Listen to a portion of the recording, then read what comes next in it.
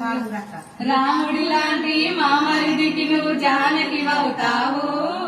వగలమారి వదినమ్మలతోని తదుకు నువ్వు దేవత లాంటి అత్తయ్యకు నువ్వు తోడుగా ఉండాలి మారులేని మామయ్య మాటకు అడ్డుగా నువ్వు అందాల పెళ్లి ఆనందంగా చేసిన తమ్మునికి నువ్వు అలకలు లేని ఆనందాన్ని ఇచ్చే అక్కవు అవుతావు కలకలు లేని కుటుంబానికి వచ్చిన కోడలివే నువ్వు చందామామ చందామామ హారతి బొమ్మ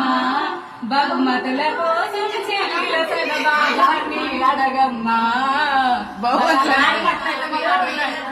ఇంటికి రావమ్మా మాకు నచ్చిన బహుమతులు ఇచ్చి మా మనసును గెలుచుకోండి అమ్మా